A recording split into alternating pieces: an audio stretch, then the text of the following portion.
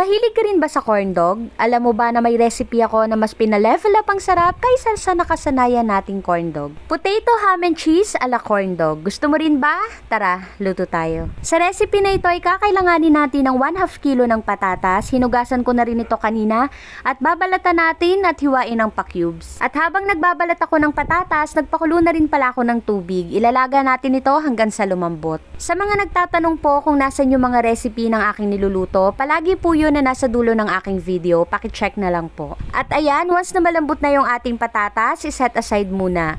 Next, kakailanganin natin din dito ng ham. Kahit na anong brand po ng ham ay po pwede.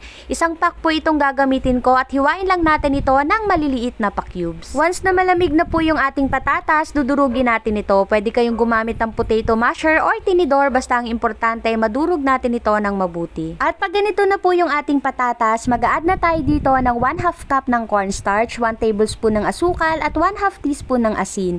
I-add na rin natin dito yung hiniwang ham kanina at mag-add din po pala ako dito ng cheese para mas lalong sumarap.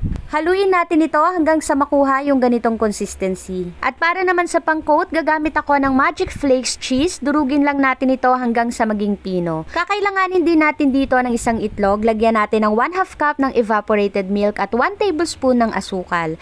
Haluin lang natin ito ng mabuti hanggang sa ma-well combine na yung mga ingredients. At para naman sa paggawa ng ating potato ham and cheese ala corn dog, kumuha lang tayo ng ating mixture. Mas maganda na mas maliit lang yung ating gagawin para maluto talaga hanggang loob. I-shape lang natin ito ng katulad ng sa corn dog at lagyan natin ng stick. Ito po ay optional lang. I-dip natin muna sa egg, then sa crackers na dinurog natin kanina. Gawin natin ito sa lahat hanggang sa matapos. At habang ginagawa ito ay nagpainit na rin pala ako ng mantika at lulutuin natin ito sa mahinang apoy. Sa pagluluto po nito ay dapat nakalubog talaga sa mantika, kaya lang kinulang na po ako, kaya ayan, kalahati na lang yung nakalubog. Ikuti-kuti na lang natin ito para talaga maluto lahat. At ganun lang kadali, ready to serve na ang ating napakasarap na ham and cheese ala corn dog. Gusto mo rin ba? Tara, kain tayo. Hello everyone! Ayan, natapos ko na rin lutuin yung ating masarap na merienda.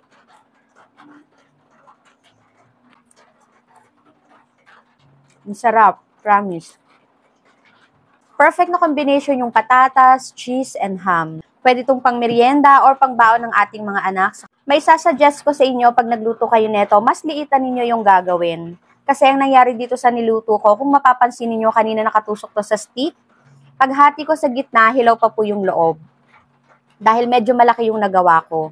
Kaya ang ginawa ko, tinanggal ko na siya sa stick, tapos hinati ko sa gitna at niluto ko ulit. Ganito dapat yung kalalabasan niya, luto dapat hanggang loob. Ang crunchy ng labas at yung loob naman ay napakalambot. Sigurado, magugustuhan to ng mga bata.